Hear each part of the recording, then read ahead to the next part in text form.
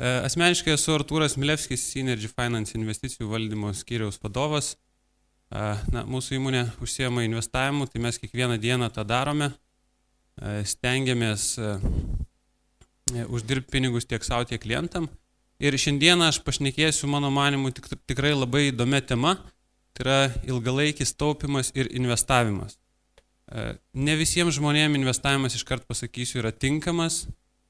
Daug žmonių pradėdami investuoti, jie turi susikūrę labai netinkamus lūkesčius, kas galiausiai lemia prastus rezultatus. Todėl aš manau, prieš pradedant investuoti kiekvienam iš mūsų yra pravartu suvokti realiai, kas yra investavimas, kokių galima tikėtis rezultatų, ir tada tik tai priimti sprendimą, ar iš vis verta tą daryti. Tai kaip minėjau, šiandieną kalbėsiu tiek apie taupimą, tiek apie investavimą. Pagrindinius klausimus galite matyti čia. Medžiagos tikrai daug, jinai gali vieniems būti sudėtinga, kitiems suprantama, tai tiesiog visi turėsit galimybę paklausti, jeigu bus neaiškumų, ir prižadu pasilikti iki pat galo, tai bet kada galėsit užduoti po to man klausimus. Taigi, kaip jau per pirmas paskaitas girdėjot, kad iš pat pradžių kiekvienas iš mūsų turim užsitikrinti, aš sakau 12 mėnesių, kiti šiek tiek konservatyvesni, sako 3-6 mėnesių rezervą juodai dienai. Aišku, reikia tikėtis, kad ta juoda diena niekada neateis, bet tik tai turint pakankamą pinigų rezervą gali daug laisviau mąstyti ir dėliotis planus ateičiai. Tai yra pats blogiausias dalykas, kai žmonės investuoja ir jie planuoja metam, 2 į priekį. Iš esmės, kai mes investuojame, mes turim galvoti apie ilgą laikotarpį, tai yra 10-20 metų. Be abejo, ne visi gali taip ilgai investuoti, bet apie tai atskirai kalbėsim. Tai kai jūs turite rezervą, jūs galite pradėti galvoti apie investavimą. Tačiau prieš sukaupiant rezervą, mes turim sutaupyti kažkokią sumą, kurią galim būtų investuoti. Tai yra pirmas žingsnis ir tuos, vadinkim, pinigėlius, kuriuos investuojam, galima taupyti keliais būdais. Visų pirma, tai mes turim kažkokius grynus pinigus turėti, tai reiškia dalį pajamų atidėti, tarkim 10% ar 5% pajamų atidėti į šoną. Tai vienas būdas tuos pinigus atidėti į seifą, ar name, ar banke, nesvarbu kur jisai. Kitas būdas tuos pinigus laikyti koinėje, kaip mes juokavom, ir nemaža dalis lietuvių vis dar tą daro. Galima tuos pinigus investuoti jau ir investuoti į indėlius.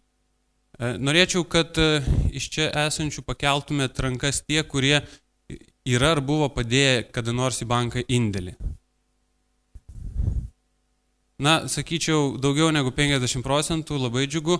Tada kitas klausimas, kiek iš jūsų žino, kad Lietuvoje indėliai iki 100 000 eurų yra draudžiami? Fantastika. Tai praktiškai čia pradedančiųjų taupyti ar investuoti nėra, nes neseniai buvo atliktas berods Lietuvos banko tyrimas ar apklausa, kurios metu, kas mane gal patikslins, bet bent jau trečdalis apklaustųjų nežinojo, kad indėliai yra draudžiami. Ir tokiu atveju tiesiog yra daug didesni nervai patiriami tuos pinigus laikant banke. Tai antras ir pats paprasčiausias būdas, kurį kiekvienas iš jūsų gali padaryti, tai pinigų nelaikyti koinėje, laikyti banke. Yra labai senai veikianti sistema, kuri leidžia žmonėms saugiai pinigus laikyti banke, tai yra, kaip minėjau, tas draudimas. Ir trečias būdas, kuris yra jau šiek tiek pažengusiem ir šiek tiek sudėtingesnis, tai yra trumpalaikių valstybinių obligacijų įsigijimas. Kalbėdamas apie trumpalaikės, aš kalbu apie 1, 3, maksimum 5 metų terminą. Tai čia yra iš esmės jūsų tie pinigai atidėti taupimui.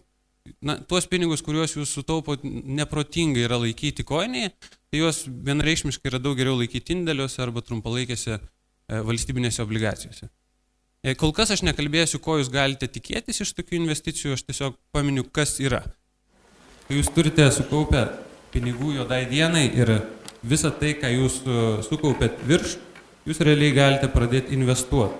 Investavimas tai iš esmės tų pačių pinigų jau įdarbinimas, tik tai jūsų tikslas neišsaugoti tos pinigus, o juos padidinti. Tai yra kaupti ir ateityje jų turėti daugiau. Tai pagrindinės investavimo priemonės pagal riziką bandysiu vardinti, tai visų pirma obligacijos. Tada akcijas turim, tada investicinius fondus, taip pat turim alternatyvius fondus, ir kitas, vadinkim, finansinės priemonės, kaip nekilnojamas turtas ar auksas. Tačiau šiandieną aš susikoncentruosiu į tas pagrindinės arba daugumai priimtinas, į kurias galim investuoti, turint nedidelę sumą. Nes pavyzdžiui, jeigu jūs norite įsigyti 1 kilogramo aukso luitą, jums reikia $50,000, tai netgi nusipirkti 5 litų svorio aukso monetą, kas yra 10 gramų, jums reikia maždaug 1600 litų. Tai yra pakankamai didelė investicija daugumai. Tai dabar kalbant apie indėlius, labai trumpai, kadangi visi esate susipažinę, tai labai trumpai. Tai indėlis yra, kai jūs padedat pinigus į banką, bankas juos įdarbina už jūs. Tai realiai jūs patikit pinigus bankui, jeigu bankui nepasisekė, kaip pavyzdžiui Amerikoje buvo Lehman Brothers, jisai tos pinigus labai rizikingai įdarbino, pas mus Lietuvoje irgi buvo blogų patirčių, tai jūs rizikuojate tuo, kad nebūtų tokių situacijų, kur žmonės įdėja tam tikras sumas pinigų ir politikai dažniausiai rūpinasi tai žmonėm, kuri turi nedidelės sumas. Tai tam buvo labai seniai, tai yra Jungtinėse valstijose pirmą kartą po Didžiosios depresijos, kuri vyko 1930 metais, buvo įvestas indėlių draudimas. Tai reiškia, žmogus, kuris padeda tam tikrą sumą, jam yra garantuojama, valstybė garantuoja, kad bankui bankrutavus jisai tą sumą atgaus. Tai iš esmės sustabdo žmonės nuo pinigų staigaus atsiėmimo iš banko. Nes pati didžiausia problema su bankais arba iššūkis, kurį jie turi, reiškia, žmonės atneša pinigus trumpam, jūs, turbūt maksimum metams indėlį dedat. Bet pinigus perskolina jie, pavyzdžiui, 40 metų. Ir jeigu visi jūs taiga pultumėte į vieną banką atsiminėti savo indėlių, tai bankas turėtų kažkokią formą atsimti pinigus iš tų, kuriem jie perskolino.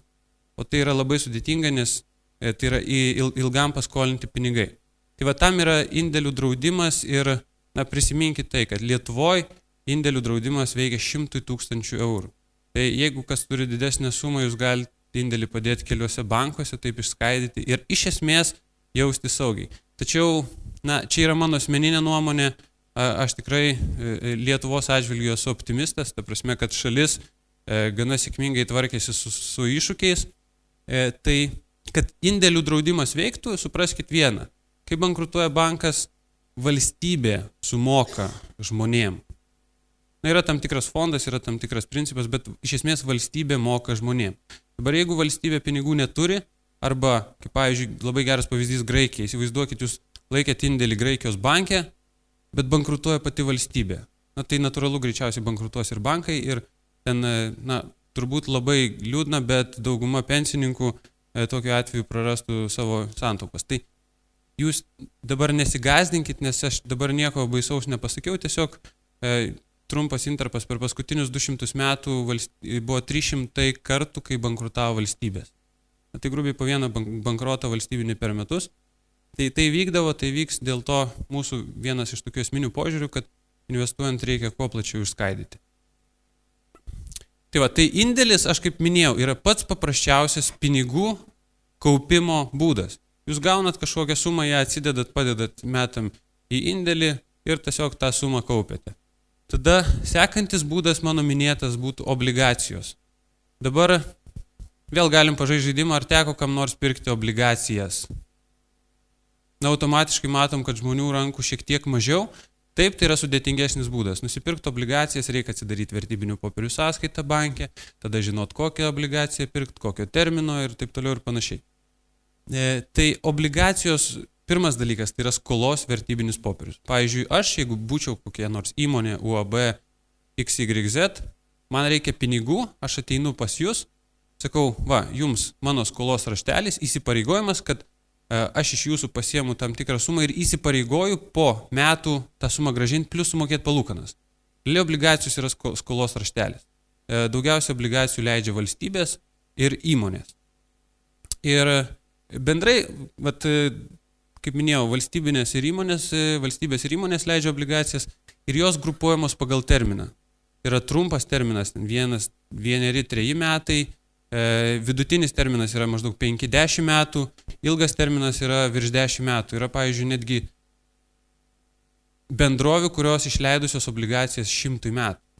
Na, klausimas, kas tokias perka, nes jeigu aš pirkčiau, tai realiai net ne mano vaikai išsipirktų, o anūkams. Bet yra fondai, yra bankai, kurie tokias obligacijas perka. Dabar kalbant apie tiek indėlius, tiek obligacijas, prisiminkit, kad tai yra vertinamos kaip saugiausios investicijos. Saugumas tai nereiškia, kad jūs negalit prarasti pinigų. Visada buvo, kaip minėjau, ir bus ateityje atveju, kai konkrečios įmonės ar konkrečios valstybės bankrutuoja ir tokiu atveju skolininkai, tie, kurie paskolina pinigus, jie praranda didžiąją dalį pinigų. Bet tai vyksta sąlyginai retai. Kalbant apie saugumą, aš turiu omeny, kad šitų investicijų vertė trumpų laikotarpių svyruoja mažiausiai. Tai reiškia, kad tarkim investuojant į obligacijas trumpo termino, grąža gali būti, tarkime, 2, 3, 4 procentai, tuo tarpu nuostolis jisai, jeigu išlaikysit iki termino pabaigos, jo iš vis nebus. Na ir paskutinis dalykas, kad, kaip minėjau, investuojant į obligacijas, visų pirma, jūs siekiate pastovių pajamų. Tai reiškia, jūsų tikslas yra po metų gauti tuos procentus kelis atgal ir atgauti be abejo investuotą sumą. Dabar, kai kalbam apie akcijas, mes visada juokaujam. Nereikia painioti su tom akcijom, kurios vyksta per šventes Maksimoj. Akcijos tai yra nuosavybės dalis. Kai jūs perkat bet kokios įmonės akciją, jūs realiai įsigyjat tam tikrą nedidelę dalelę įmonės. Ir kas tada įvyksta, jūs tampate tos įmonės savininku ir jūs pretenduojat į tos įmonės uždirbamo pelno dalį. Labai daug žmonių painioja investavimą į akcijas. Jie tikisi, kad jie nusipirks, pavyzdžiui, įmonės akcijas už 10 litų ir po, tarkim, metų parduos už 15. Ir tikisi, kad realiai kažkas kitas bus, netoks protingas ir nupirks brangiau iš jų. Yra angliškai didesnio kvailio teorija. Bet kai jūs investuojate į akcijas, jūs realiai turėtumėt investuoti į tos įmonės potencialą uždirbti pelną. Reiškia, įmonė turi turėti produktus, turi turėti kam juos parduoti, iš to uždirbti grąžą ir ta grąža pasidalinti su jumis. Nes jeigu įmonė uždirba pelną, tai jūs kaip akcininkas natūralu gaunat vertės padidėjimą. Tai esminiai pelno šaltiniai yra 2. Tai yra pelno augimas ir mokami dividendai. Dauguma, yra nedauguma, bet tam tikra dalis įmonių kiekvienų metų pabaigoje pelno dalį išmoka savo akcininkam dividendų pavidalu. Ir tai per ilgą laikotarpį būtent mokami dividendai sudaro maždaug 50% jūsų investavimo į akcijas grąžos. Tai yra labai didelis. Ir kai tarkim žmonės kalba, investuosiu į Facebooką, nes labai perspektyvi įmonė, kai realiai klausimas, ar uždirba pelno, apie dividendus kalbos iš vis nėra, tai tokie žaidimai jau yra spekulacija ir yra labai rizikingi. Esminis dalykas be abejo, kad uždirbti investuojant į akcijas, tai reikia, kad bendrai ekonomika augtų, vartojimas augtų, o šie dalykai jie didėja iš esmės kartu su infliacija.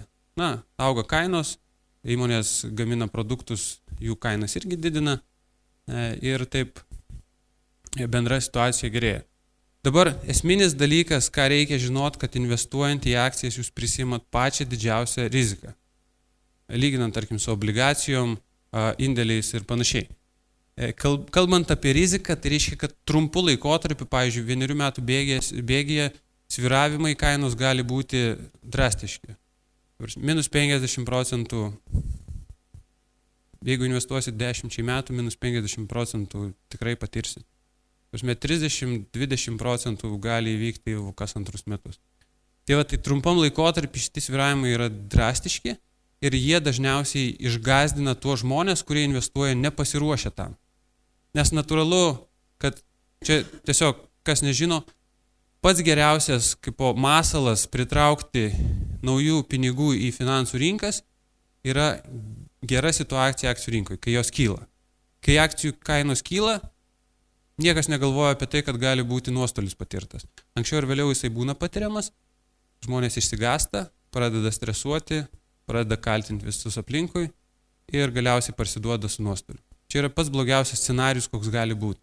Dėl to, jeigu dar nepradėjote investuoti ir pradėsite investuoti tokiu metu, kai išgirsit patarimą iš draugo, iš kaimyno, iš aplinkinio, sakys, įsigijau tokias akcijas, jos pabrango ten per mėnesį 30%, jeigu tu to nedarai, tai tu reiškia degini pinigus. Tai jeigu išgirsit tą, būkit jau atsargūs. Na ir vizualiai viską galima atvaizduoti taip. Čia tiesiog pateikėm, vadinkim, tokią sąlyginę skalę pelningumas ir rizika. Ir kaip matot, su kiekviena mano paminėta turto klasė, jinai leidžia tikėtis šiek tiek didesnės grąžos, bet rizika, tai reiškia tie trumpalaikiai svyravimai automatiškai irgi yra didesni. Na, tarkim, indėliai, pinigų rinkos priemonės arba trumpalaikės obligacijos yra pati saugiausia. Ką reiškia? Tai jūsų uždarbis ilgam laikotarpį labai panašus bus į infliaciją. Be abejo, yra momentų, pavyzdžiui, kaip dabar Lietuvoje dedant indėlį, palūkanos yra mažesnės negu infliacija. Bet buvo momentų, kai, pavyzdžiui, už indėlį mokėjo 9%, o infliacija buvo, tarkim, 5%. Tai jeigu jūsų tikslas yra laikyti pinigus ir kaip po tą rezervą, tai jūs tenkitės nežiūrėti, šiais metais man infliacija 4%, indėliai tik tai 0,5%, aš ieškosiu kur daugiau. Ir natūralu jūs užšoksit ant rizikingesnių investicijų. Tai nesiblaškykite 1-2 metų bėgė, jūs darykite tą patį bus po to momentu, kai indėlio palūkanos bus didesnės negu infliacija. Ir per kažkiek ilgesnį laiką tai kompensuosis. Antra turto klasė mano minėtos obligacijos ir tada akcijos. Visa tai labai gražiai išsirikiuoja pagal pelningumą ir riziką. Dabar klausimas, kokios investicijų grąžos mes galim tikėtis investuojant į akcijas ilgam laikotarpiu? Bet kokie skaičiai, kokie šauna į galvą. Tai 10 ar 20, labai didelis skirtumas. 15. Kas daugiau negu 20? Kiek tikitės? 30. Klausimas būtų, ar teko tokią grąžą patirti jau, ar tiesiog kažkur girdėjot, kad kažkas tiek uždirba? Gal galėtume duoti kontaktus to žmogaus? Parduot. Už kiek? Tai po pranešimo susitiksim, pabendrausim tada. Tai mano mintis yra labai paprasta. Mes spėlioti nemėgstam, mes prognozuoti irgi neprognozuojam, mes tiesiog žiūrim į realius skaičius. Tai tarkime, pasaulinis akcijų indeksas, į kurį įeina berods 50 valstybių akcijų rinkos, ir į tą indeksą realiai įtrauktos yra maždaug 1500 įvairiausių bendrovių. 1500 stambiausių pasaulio kompanijų, kurios veikia ne pirmus metus, turi gerą produktą, kurį labai brangiai parduoda, kaip pavyzdžiui Apple'as. Apple šiai dienai yra pati stambiausia pasaulio kompanija. Per 30 metų grąža 8,9%. Čia su reinvestuotais dividendais. Tai reiškia, jūs gauna dividendus, jūs vėl reinvestuojat ir be jokių mokesčių. Nėra nei valdymo mokesčių, nei pirkimo mokesčių, nei mokesčių valstybei, nieko. 8,9% yra reali grąža. Be abejo, buvo periodų, kaip pavyzdžiui šičia arba šičia, kai trumpas laikotarpis, tai yra 3-5 metai, ta grąža galėjo siekti, pavyzdžiui, 15 ar 20%. Bet jeigu jums nepasisekė ir jūs nusipirko čia, o čia pardavėt, vaizdas jau visai kitoks. Ir kai mes kalbam apie ilgesnį laikotarpį, tai yra maždaug 10 metų, pavyzdžiui, investavo čia ir išlaikė tik iš šito taško. Tai kuo ilgesnį laikotarpį imsim, tuo vidutinė metinė grąža jinai traukiasi. Sekantis grafikėlis būtų Jungtinių valstijų vidutinio termino obligacijos. Pavyzdžiui, per paskutinius 30 metų grąža siekia virš 8%. Tai buvo pats geriausias laikotarpis obligacijų rinkai per visą istoriją finansų rinkų, kokia yra surinkta. Ir tokių rezultatų nedrįskit tikėti sekantį 30-metį. Jau greičiau jie bus artimi 2-3%. Tarkim, žaliavos 5% ir auksas būtų per 30 metų sugeneravęs vos virš 3%. Tai kai jūs, jeigu atsiras tokių, kurie galvos investuoti į auksą, tai prisiminkit, kad jums parduoda realiai paskutinių 12 metų istoriją. Ir jeigu jūs tikėsitės, kad sekančius 10 metų tokia pati situacija bus, tai vėl vieną iš esminių klaidų padarysite. Tai dabar, ko mes galim realiai tikėtis? Realiai. Aš tikrai galiu pasakyti, kad yra šitoj salėje žmonių, kuriems pavyks pasiekti geresnę grąžą. Tik tai klausimas, kieno sąskaita. Rizikos sąskaita, kitų žmonių nuostolių sąskaita ar panašiai. Mes kaip visumai investuodami į akcijas galime tikėtis 9 procentų, nedaugiau. Nes jeigu aš uždirbsiu 13 procentų, kažkuris iš jūsų uždirbs 3 procentų. Mes žaidžiam visi tam pačiam katile.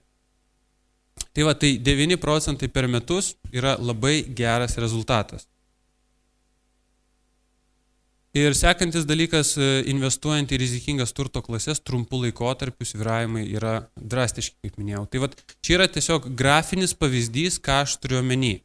Pavyzdžiui, investuojat į, tarkime, Europos akcijų rinką, į kurį eina ir Prancūzija, ir Britanija, ir Šveicarija, ir Portugalija, ir Graikija netgi labai nedidelė dalim. Tai, pavyzdžiui, investuojant 1 metų bėgiai, jūs turite tikėtis minus 50 plus 100. Ta prasme, jeigu jūs negalit toleruoti šito, jums akcijas investuoti, iš esmės nėra tikslo, nes tikimybė, kad pataikysit į tą variantą, kai bus plus 100, jinai sąlyginai nedidelė. Bet investuojant ilgesniems laikotarpiam, pavyzdžiui, 5 metam, 10 metų, situacija šiek tiek gerėja. Bet atkreipkite dėmesį, kad netgi investuojant į 10 metų praeityje buvo tokių momentų, kai 10 metų metinė grąža buvo neigiama. Tai reiškia, jūs 10 metų laikėt ir minusas. Tai dėl to ir yra sakoma, kad investuojant į akcijas jūsų horizontas turėtų būti minimum 5 metai, bet šiaip, iš esmės 10-20 metų. Ir jeigu jums, tarkim, iki pensijos liko 5 metai investuoti į akcijas, jūs tikrai stipriai rizikuojat, nes gali būti, kad po 5 metų jūs atsimsit pusę sumos. Tai dabar aš nekalbu apie tai, ar galima tokių išvengti, ar galima nuspėti ir pataikyti tada, kai čia, iš esmės ne, bet be abejo visada pasitaiko kažkam, kam pasiseka. Tarkim, šiandien teko bendrauti su žmogum, kai aš užsiminiau apie tai, kad 10 procentų grąža yra labai gerai, jis man pasakė, aš nekilnojamą turtą pirkau 2001 metais, dabar jisai kainuoja, netgi po krizės, dabar jisai kainuoja, pavyzdžiui, 5 kartais daugiau. Taip, bet tai 2001 metais, kai realiai niekas tuo metu turto taip nepirko, dar jo vertės buvo labai žemos. Ir jisai pataikė į patį didžiausią kainų kilimą Lietuvos istorijoje. Tarkim, pavyzdys paprastas, aprangos akcijos kainavo kažkada ten 2 litus, po to 20 litų. Tai gerai, bet po to kainavo vėl 2 litus. Tai mes pavyzdžių galim prisirankioti labai daug. Tarkim, Apple kompanijų akcijos kainavo kažkada $2, dabar kainuoja $600. Ir per tą laiką jūs būtumėte uždirbę ten 70 000%, bet dabar Apple'as yra pati didžiausia kompanija pasaulyje, vertinama $500 bilionų. Ir kokia tikimybė, kad prieš 20 metų jūs žinojot, kad obuoliai tai gera investicija. Tai žinot. Dabar pakalbėjom apie tas turto klases ir ko galima tikėtis, dabar pažiūrėkim, kaip jas galima investuoti. Tai pats paprasčiausias būdas, yra investuoti, yra keli būdai, investuoti tiesiogiai ir investuoti per fondus. Tiesiogiai jūs perkat akcijas, obligacijas ar panašiai, per fondus jūs investuojate į krepšelį, kur realiai už jūs superka visas akcijas. Tai dabar bendrai finansų rinka yra vertinama, pasaulio finansų rinka yra vertinama maždaug $200 trilijonų. Tai reiškia, susumavus visas akcijas, visas obligacijas išleistas, bankų suteiktas paskolas virš 200 trilijonų. Akcijos sudaro maždaug 1/4, tai yra 50 trilijonų yra pasaulio akcijų rinkos vertė. Obligacijų yra likę maždaug 50%, apie 90 trilijonų. Tai yra valstybės ir įmonės yra pasiskolinusios tiek. Ir už tai moka palūkanas. Šita vertė yra be nekilnojamo turto. Tai dabar, per kokius instrumentus tie pinigai yra investuoti? Pati didžiausia dalis tenka tradiciniam investiciniam fondam. Tai yra investiciniai fondai, pensijų fondai, draudimo fondai. Kaip matot, valdo virš 80 trilijonų. Čia yra tiek obligacijos, tiek akcijos, tiek pinigų rinkos priemonės ir panašiai. Alternatyvios priemonės sudaro nepilnai 5 trilijonus, čia patenka valstybiniai fondai, kaip tarkim Norvegija turi sukaupusi savo rezervą ir jį investuoja, privataus kapitalo fondai, vadinami hedge fondai arba alternatyvaus investavimo fondai ir panašiai. Tai didžiausia dalis šiai dienai yra investuojama per šitą grupę, tačiau mes šiandien kalbėsim ir apie šitą grupę, kuris sąlyginai yra nedidelė, 1,3 ar 1,5 trilijono, bet jinai labai efektyvi yra. Tai dabar kokia jūsų motyvacija galėtų būti investuoti į arba per fondus? Be abejo, jūs kiekvienas galite imti ir nusipirkti, pavyzdžiui, 10 akcijų Lietuvoje arba 50 pasaulio akcijų, bet kuo plačiau jūs norite investuoti, tuo daugiau jums atskirų instrumentų reikia įsigyti, tuo jums reikia didesnę sumą turėti. Jeigu jūs norit, pavyzdžiui, investuoti periodiškai po 100 ar ten 200 litų, jums tą padaryti yra praktiškai neįmanoma, tai jūs natūralu, kad turite pasirinkti fondus. Ne visi fondai lygus, bet pagrindinės motyvas investuoti per fondus yra infrastruktūra, yra diversifikavimas, prieinamumas ir likvidumas. Na, tai reiškia, kad, kaip minėjau, yra viskas jau bankuose, viskas suorganizuota, kad jūs tik pervedat pinigus, o jie jau juos paskirsto. Paskirsto, tai reiškia diversifikuoja arba išskaido per skirtingus instrumentus, tada, kad jums realiai nereikia papildomų žinių, nereikia kažkokios kvalifikacijos turėti ar panašių dalykų. Ir likvidumas, tai reiškia, kad jūs realiai kada norit, tada įdėjot, kada norit, tada išsiėmėt. Na, dauguma fondų tai veikia, kad jūs kiekvieną dieną galite nupirkti arba parduoti. Bet pats blogiausias dalykas, ką dauguma investuotojų daro, pradėję investuoti pirmą kartą, tai ateina į banką, pasižiūri sąrašą fondų ir sako, ir jeigu mes užduotume klausimą, į kokį norite investuoti, tai dauguma pasirinktų tuos fondus, kurių pastarųjų metų grąža buvo geriausia. Na, pavyzdžiui, atsimenu, 2008-2007 metai kolegos pasakojo, ateina žmogus, sako, noriu investuoti ir jam parodo, tarkim, Rusijos fondas praeitais metais plus 100% ir koks nors obligacijų fondas plus 5%. Tai ką jisai renkasi? Jisai renkasi Rusijos fondą. Ir čia yra, turbūt pati didžiausia klaida, kokią gali padaryti pradedami investuoti. Nes tie fondai, kurie praeityje buvo laimėtojai, ateityje yra daug didesnė tikimybė, kad jie tampa pralaimėtojais.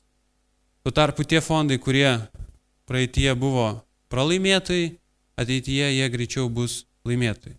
Tai ta prasme, labai retais atvejais yra valdytojų, kurie sugeba pastoviai uždirbti daugiau negu mano prieš tai rodyti tie rinkos vidurkiai. Tai yra, tarkim, pasaulio akcijos 9%. Labai retam valdytojui tą pasiseks padaryti. Statistika yra tokia, kad per 1 metus, jeigu žiūrėsim, 1 metai, 2 metai, 3 metai, surinksim visus valdytojus į krūvą, tai statistika yra tokia, kad maždaug pirmais metais tik tai 50% valdytojų sugeba aplenkti rinką. Reiškia, kita 50% nesugeba. Čia kaip aš minėjau, jeigu aš uždirbsiu daugiau, kažkuris iš jūsų turės uždirbti mažiau. Sekantis dalykas, ką reikia suprasti, kad kiekvienais sekančiais metais tikimybė, kad tam valdytojui pavyks aplenkti rinką, mažėja. Ir yra vienetai valdytojų, kuriem, pavyzdžiui, yra vienas valdytojas, Leg Masonų valdymo įmonėje dirba, jam nuo 1990 iki 2007 metų kiekvienais metais pavyko aplenkti JAF akcijų rinką. Bet po to per krizę dėja jam nepavyko to padaryti ir nuostoliai buvo daug didesni negu kad rinkos.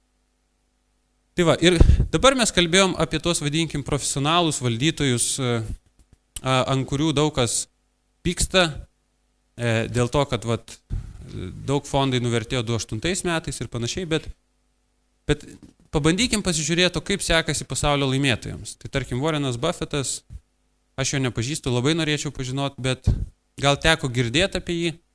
Jisai buvo pats turtingiausias žmogus kažkada, dabar dalį pinigų atidavė labdarai, tai yra 2 ar 3 pagal turtingumą. Jisai, jeigu Wikipedijoje įsivesit Warreną Buffettą pavadinimą, bus užrašas sėkmingiausias 20 amžiaus investuotojas. Tada pasižiūrėkit, sėkmingiausias 20 amžiaus investuotojas per 20 metų vidutiniškai uždirbo 14% vidutinę metinę grąžą. Tai jeigu aš sakau, kad aš uždirbsiu daugiau negu 14% per metus, aš iš dalies teigiu, kad aš esu geresnis negu Buffettas. Taip, yra žmonių, kuriem pavyko tą padaryti, bet vėl, kad per 20 metų pavyktų tą padaryti, jų yra vienetai. Ir tai bus metų, kai aš, tarkim, nusipirksiu vieną kažkokią kompaniją, pataikysiu, jinai pabrangs, pavyzdžiui, 300%, tada porą metų nieko nedarysiu ir mano grąža vis tiek bus gera. Bet čia yra atsitiktinumas. Jūs taip pat galėjot pataikyti į tokią, kuri bankrutavo ir ir pinigų nebėra. Tai kalbant apie tuos, vadinkim, profesionalus, statistika yra labai paprasta. Pavyzdžiui, 1970 metais Jungtinėse valstijose viso buvo 350 fondų maždaug. 2005 metais iš jų liko tik 132. Visi kiti ne tai, kad bankrutavo, jų vertė netapo lygi nuliu, bet jie arba užsidarė, arba susijungė, tiesiog jų nebėra to pačiu pavadinimu. Tai tada, žiūrėkit, 48 augo panašiai kaip ir visas indeksas, tai reiškia plius minus 1%. Ir tik tai keli procentai sugebėjo aplenkti rinką daugiau negu 1%. Tai ką mes galiausiai turim, kad tik 7% visų fondų sugebėjo, iš tų pradinių, sugebėjo aplenkti rinką. Tik 7%. Tam tikra dalis pasirodė taip kaip rinka, bet didžioji dalis iš esmės atsiliko. Priežastis labai paprasta – mokesčiai. Kuo didesnius mokesčius ima fondas, pavyzdžiui, vidutinis fondų mokestis yra maždaug 1,5–2%. Tai jam reikia aplenkti rinką grubiai 2%, kad jisai deklaruotų tą patį rezultatą. Ir galit galvot, kad tai yra prastas rezultatas, tačiau kai prieisim prie individualių investuotojų grąžos, tai suprasit, kad nelabai prastas. Tai dabar aš minėjau tos vadinamus ETF-us. Kas nežino, kas tai yra tiesiog fondas, kurio vienetais prekiaujama biržai, kaip ir bet kokios įmonės akcijom, tarkim, Aprangos ūkio banko, VST ar Apple. Tai reiškia, jūs tą fondą galite dienos pradžioje nusipirkti, gali parduoti. Aš to nerekomenduoju daryti, tai yra pinigų deginimas. Bet kodėl jie tampa labai populiarūs? Dėl to, kad dauguma šitų fondų atkartoja indeksą. Nebando jo aplenkti, atkartoja indeksą ir jų mokesčiai yra labai nedideli. Skirtumas su paprastais fondais yra tai, kad realiai jiems nereikia valdytojo, nes jie tiesiog investuoja į visą rinką, automatiškai kaštai mažesni, tada diversifikavimas yra visiškai toks pat, gal netgi didesnis.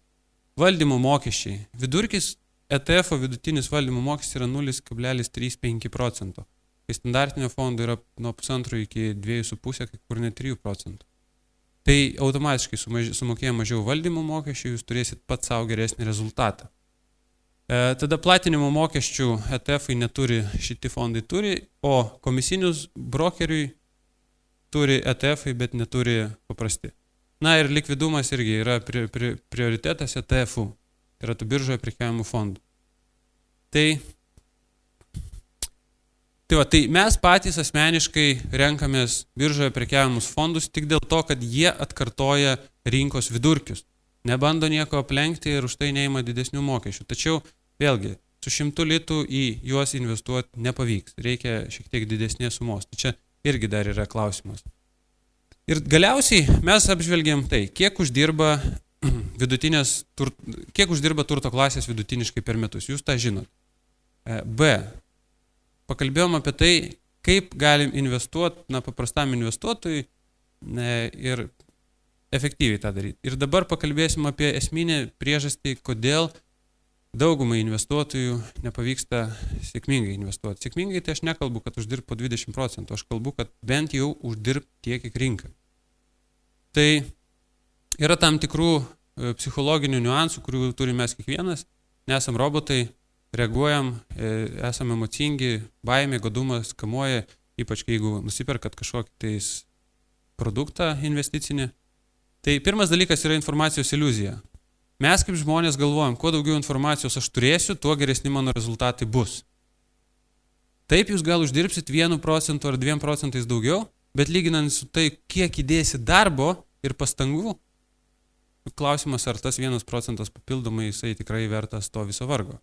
Tai mes galvojam, kad turėdami daugiau informacijos mes geriau prognozuosim, geriau atrinksim sėkmingas investicijas ir taip toliau ir panašiai.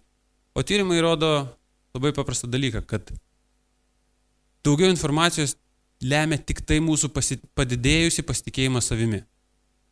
Ir kuo aš labiau pasitikiu savimi, tuo daugiau klaidų darau. Tai daug kartų teko turbūt girdėti, kaip koks nors dainininkas labai ant lauro lapų neišsilaikė ir nuskendo. Tai čia yra visiškai tas pats. Ta prasme, mes pradedam pasitikėti savim, padariau vieną sėkmingą investiciją, čia mano nuopelnas, aš esu labai protingas ir tada investuoju kažką, kas bankrutuoja.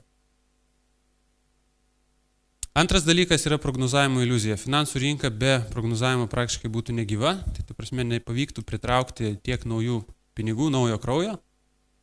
Ir tam įvairiausi ekonomistai, analitikai prognozuoja, koks bus BVP augimas, kokios akcijų kainos bus po metų ir taip toliau ir panašiai. Jeigu mes jų visų prognozes sudėtume į vieną, jų pataikymas lygus 50%. Taip yra ekonomistų, kurie sugeba pataikyti 63%, bet yra, kurie sugeba pataikyti tik 30%. Kaip jūs sugebėsite atsirinkti tą, kuris geriau prognozuoja? Pagal praeities rezultatus? Galit bandyti, bet su prognozavimu yra taip pat kaip su fondais. Vienu metu gerai prognozuoja ir po to blogai prognozuoja. Tai šiaip geriau prognozėm nesivadovauti. Trečias dalykas – kontrolės iliuzija. Čia yra paprastas pavyzdys tiktų. Vėlgi, tyrimai rodo, kad žmonės už bilietą, loterijos bilietą, kur patys užburkė skaičius, moka 5 kartus brangiau. Nes galvoja, kad jie gali įtakoti. Tai reiškia, jeigu aš užbrauksiu teisingus skaičius, tai čia, reiškia, bus aš žinojau. Nežinau, aš susapnavau, ar draugas pasakė, ar šiaip šovė į galvą, bet iš esmės tai yra visiškai atsitiktiniai dalykai.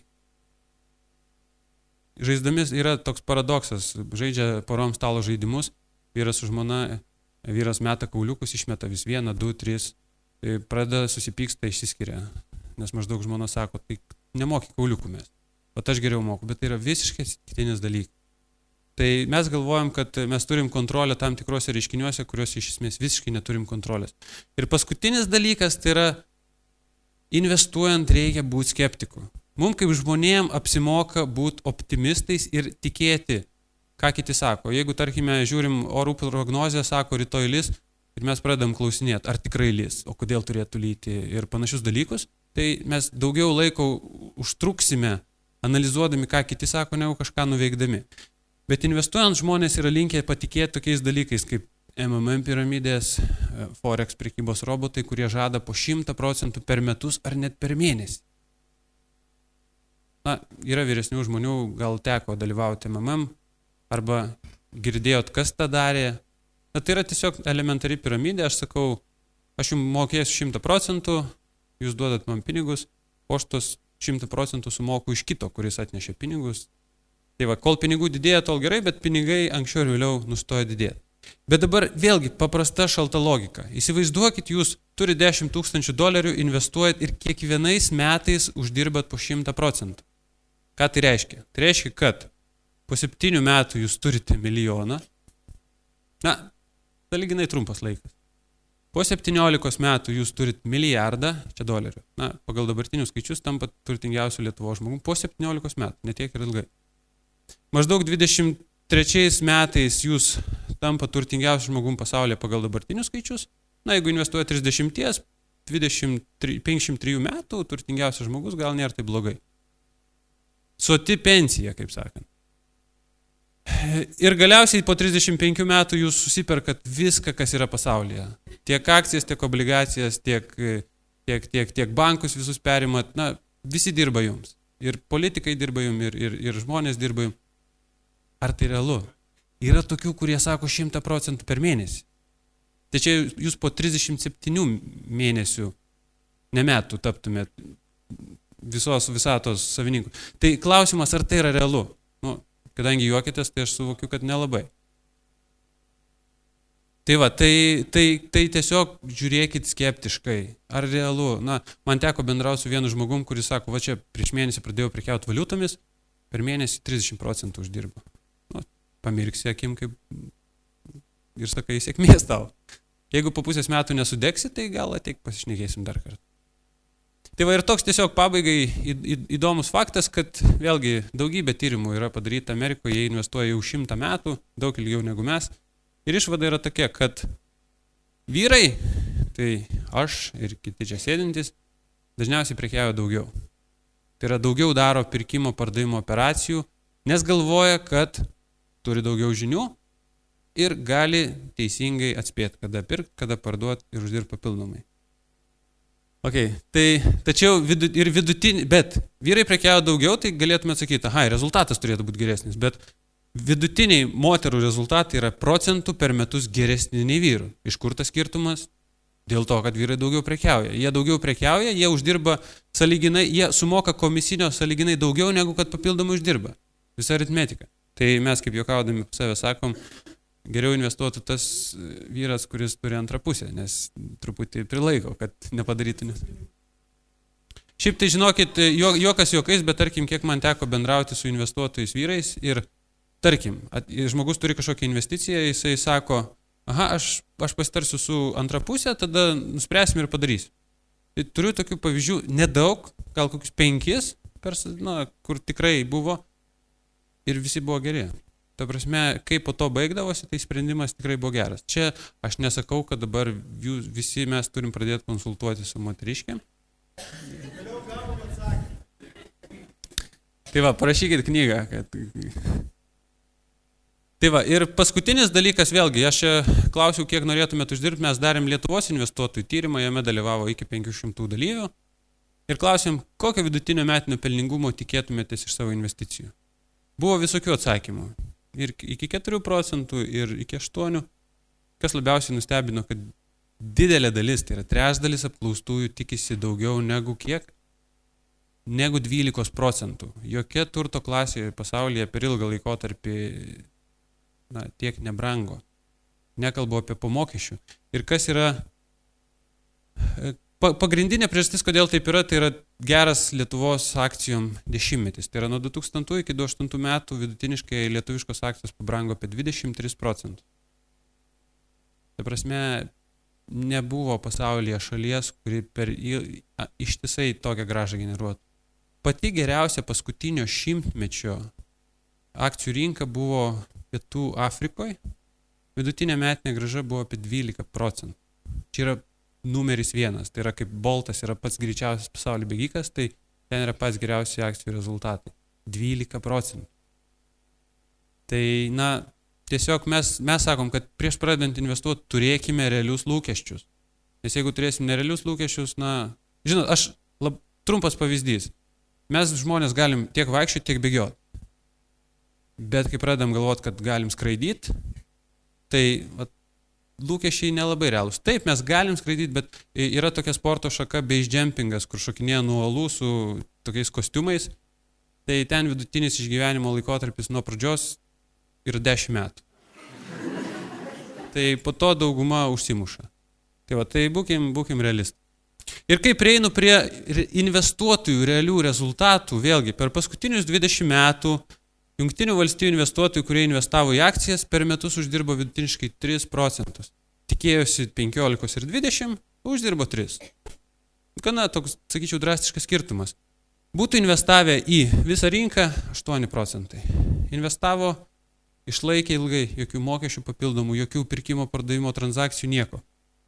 Tačiau uždirbo 3 procentus ir tai vos aplenkė infliaciją. Per tą laikotarpį investavę į obligacijas valstybinės, jie būtų uždirbę 2 daugiau. Aišku, tai buvo geras periodas. Bet ką aš noriu pasakyti, kad jeigu jūs investuojate ir tikitės labai didelės grąžos, tai labai tikėtina, kad nusivilsit. Aš pabaigoje pateiksiu pasiūlymus, ką daryti, kad to nebūtų. Tai va, tą pabaigą priėjau. Ir viską greitai apibendrinsim. Taupimas. Tai prisiminkite, laikote pinigus savo rankoj, po metų už juos galite nusipirkti mažiau, nes dažniausiai kainos kyla. Yra infliacija. Tai, kad jūsų pinigai nenuvertėtų, nelaikykit jų koiniai, seife ar panašiai, nes ten gali ir sudegti, gali ir pavogti ir panašiai. Paprasčiausiai dėti į indėlius arba įsigyti trumpalaikės valstybinės obligacijas. Taip jūsų santaupos nenuvertės, bet ko jūs galite tikėtis, su indėliais jūs galite tikėtis panašiai kaip infliacija, su obligacijom jūs galite tikėtis šiek tiek daugiau negu infliacija. Dabar, jeigu jūs norit ir galite jau investuoti ilgam, tai reiškia, ar esate pasiruošę prisimti didelę riziką. Didelę riziką aš turiu omeny, sakiau, -30, -50. Ir čia visos rinkos mastu, jeigu jūs investuojate į atskiras akcijas, -70, -80, tai yra tikėtina. Tai jeigu jūs tą galite prisijimti, Jeigu ne, viskas, rizikingos turto klasės neim. Jeigu jūs tą gali daryti ir jeigu galite investuoti ilgam, tai reiškia, jums dar daug liko laiko iki pensijos ar panašiai, kam kaupėte, tai efektyviausias būdas įdarbinti pinigus, pirkti pasyvius ir plačiai skaidytus indeksinius fondus. Taigi, jeigu būsite kantrus ir kai bus blogai neparduosit, o dar geriau papildysit, tai galite tikėtis maždaug iki 10% metinės grąžos. Jeigu jūs tai nuvylė, visada prašom bandykit, bet tada, kaip sakant, nekaltinkit kitų, kad to rezultato pasiekti nepavyko. Ir jeigu esat pasiruošęs būti antruoju arba 21 amžiaus Warrenu Buffettu, tai prisiminkit paprastas taisyklės. Tai nepasikliaukite nuomonėmis, ką draugas sakė, ar pažįstamas, nugirdot kažkokią vidinę informaciją, tai venkite šitų dalykų, venkite prognozavimo, prisiminkite, kad žinote mažiau negu iš tikro galvojate, kad informacijos kiekis tikrai nelems, kad geresnius rezultatus pasieksite. Na ir, kaip mes sakome, nedarykit to, kaip jums atrodo, pabandykit įsivertinti realiai. Taigi, pats paskutinis prisiminimui. Kuo daugiau sandorių, tuo jūsų rezultatai taps blogesni. Jeigu jūs per metus sumokėsit, pavyzdžiui, 2, 3 ar 5% komisinių, tai jūsų reali grąža greičiausiai ir bus 3-4%. Ir tiesiog mano baigiamasis žodis būtų toksai. Vienas labai garsus investuotojas yra pasakęs, investavimas yra paprastas. Jums reikia žinoti, į kur norite investuoti, pasirinkti pigius instrumentus, išskaidyti ir laikyti. Tačiau tai nėra lengva. Taip pat, kaip ir mes visi žinom, kaip sveikai gyventi, reikia truputį mankštintis, reikia sveikai valgyti, reikia vengti alkoholio ir kitų kenksmingų dalykų. Bet kiek iš mūsų iš tiesų tą daro? Tai aš tiesiog palinkėsiu jums sėkmės, tikiuosi prezentacija davė naudos ir buvo informatyvi. Ir kaip minėjau, pasiliksiu, visada prašom, galėsit užduoti man klausimus. Ačiū uždėmesi.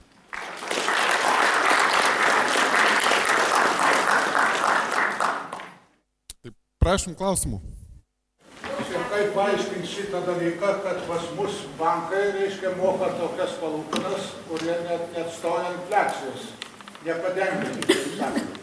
Tai paaiškinimas labai paprastas. Lietuvoje, jeigu aš nesuklysiu, indėlių pavidalų laiko virš 40 milijardų litų. Bankai, aš kaip minėjau, jie priima pinigus ir juos kažkur perskolina.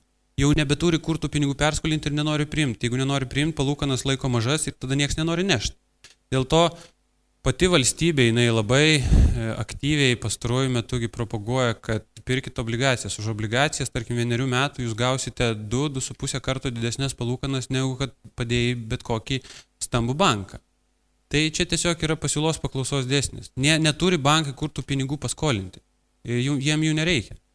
Kadangi lietuviai praktiškai didžiąją savo pinigų dalį laiko indėliuose, tai tokią situaciją ir turim. Tai Lietuvos bankas kiek moka dabar šiuo metu procentų?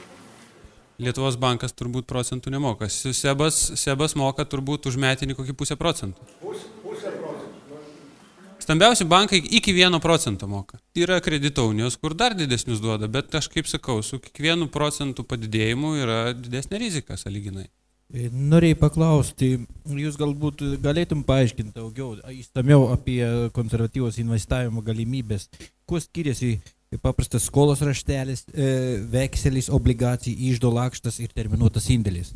Tai žmogui ir pasirinkti, kiek supratau, vyriausybės obligacijas ir kiek vertingesnis negu terminuotas indėlis. Bet jūs nieko nepasakėte apie lakštus ir apie vekselius. Skolos raštelį tiesiog.